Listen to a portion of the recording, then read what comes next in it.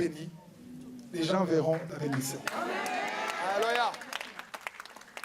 Mais comment est-ce qu'il a eu ça? Ils sont petits, il a de la chance. Hein? Non, il n'a pas de la chance. Il a la grâce d'avoir les yeux ouverts et d'être connecté avec celui qui bénit. Il faut pas... Beaucoup de gens courent derrière les bénédictions. Au lieu de courir derrière, c'est lui qui bénit. Ce n'est pas la bénédiction qui compte, c'est lui qui bénit. Il veut que tu vois.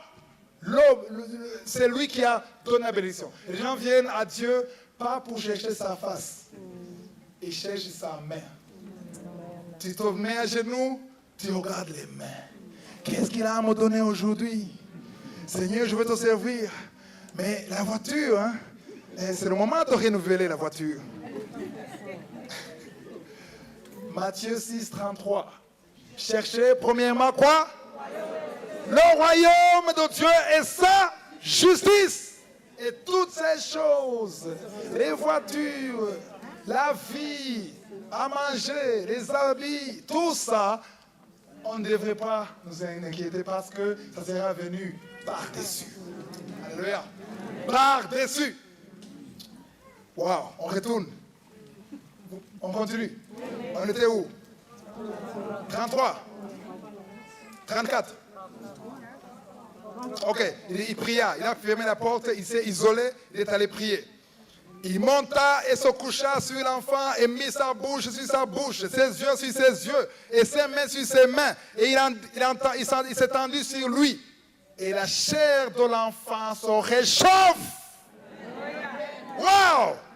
La chair de l'enfant se réchauffa parce qu'il y avait la vie.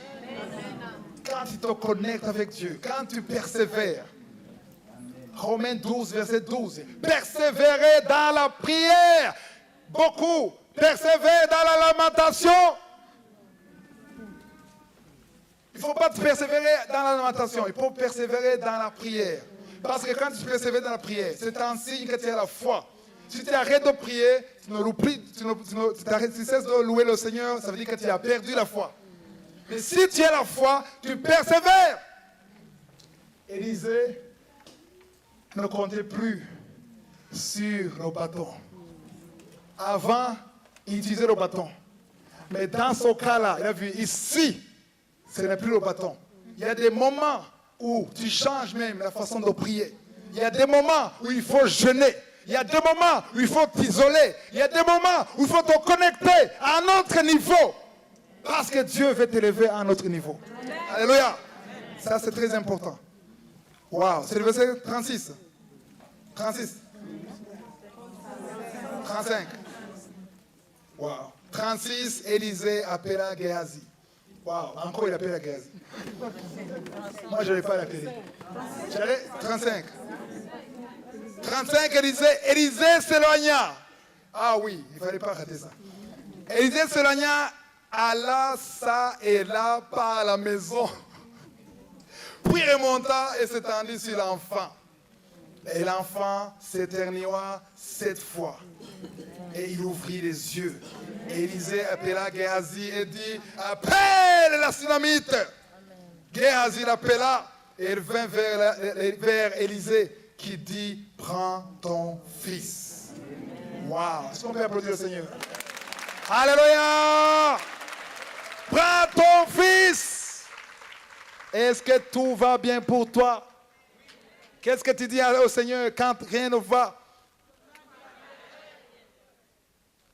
Il faut le dire, hein? Avec conviction. Hein? Qu'est-ce que tu dis au Seigneur quand rien ne va? Pourquoi est-ce que tout va bien? Parce qu'il est sur le trône. Alors on commence. Qu'est-ce que tu dis au Seigneur quand rien ne va? Pourquoi est-ce que tout va bien? Waouh! Si tu y crois et si tu pries dans ce sens, ta vie va changer. Ta vie va changer.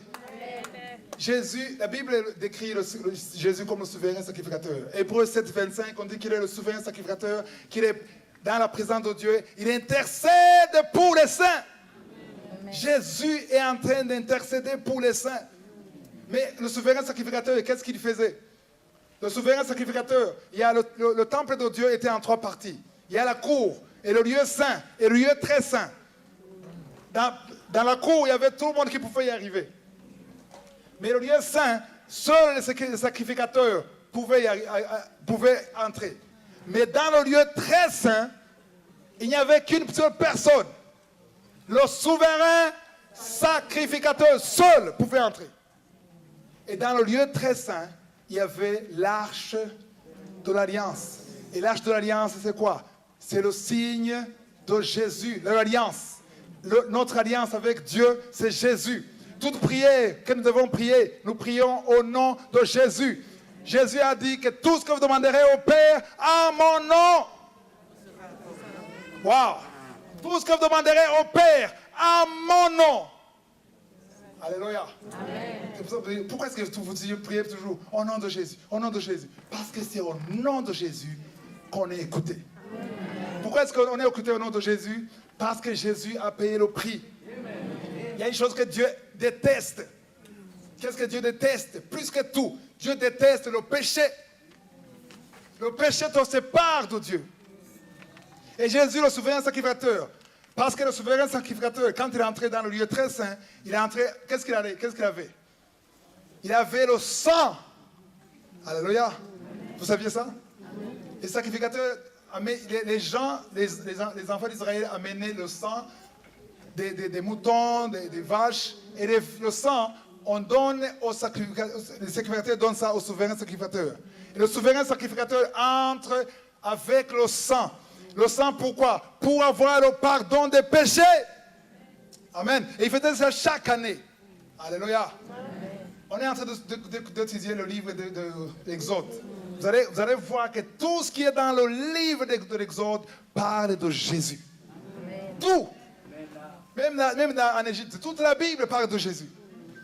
Le sang des sacrificateurs était le signe. On ne prenait pas n'importe quel mouton. Un mouton qui est sans défaut. Sans défaut, c'est l'image de Jésus. Pourquoi est-ce que Jésus n'est pas comparé à une chèvre? Parce que la chèvre n'accepte pas. Il faut la lier, n'accepte pas. Elle refuse. Non, je ne veux pas. Mais le mouton, vous avez déjà vu un mouton à l'abattoir? Il va comme ça. D'accord, dis-moi. C'est vrai. C'est pour ça que Jésus, c'est le mouton. Parce que le mouton, il ne résistait pas. Et Jésus n'a pas résisté. Quand on avait pris Jésus pour aller le tuer, il y avait quelqu'un qui était encore une chèvre, qui s'appelait Pierre. Pas question! Vous n'allez pas le prendre. Il a même coupé l'oreille. Jésus a dit, il a retourné l'oreille à sa place. Il a dit, le Seigneur, mon Père, peut envoyer des milliers d'anges. Mais je dois y aller parce que c'est pour ça que je suis venu. Je suis venu pour sauver mon peuple. Sauver ceux qui vont croire à mon nom. C'est pour ça qu'aujourd'hui, je souhaite que tous ceux qui n'ont pas encore accepté Jésus. Waouh! Vous ratez beaucoup de choses. Parce qu'il y a une chose, on ne peut pas dire que tout va bien quand on n'est pas connecté à Dieu. Si, tu peux le dire si tu veux. C'est pas ce que tu dis, c'est pas le bâton, c'est la foi qui est basée sur la parole de Dieu. Alléluia. Parce que si tu crois que c'est vrai, Jésus est vivant. Et il intercède pour moi. Et il me défend. Alléluia. Tu sais que tout va bien. Pourquoi est-ce que tout va bien? Parce que quelque chose se passe. Parce que quelqu'un intercède pour nous. Je donne souvent cet exemple de cet enfant. Je l'ai donné même plusieurs fois dans Kangoka. De cet enfant de 10 ans qui était dans l'avion. Hein? Dans l'avion, il y avait des turbulences, des tempêtes, tout le monde criait, les gens priaient, d'autres se préparaient à mourir. Mais l'enfant se moquait de tout le monde. Pourquoi? Qu'est-ce qu'il les a pris? Et le test de l'air était comme ça, et voilà, il a vu cet enfant. Et après, le vent a été calme. Et la femme, le test de l'air est venu. Mais qu'est-ce qui t'a appris? Tu as quel âge? 10 ans. Je suis un grand garçon. Mais pourquoi est-ce que... On allait mourir. Pourquoi tu n'as rien fait? Vous ne connaissez pas le pilote. Le pilote, c'est mon père.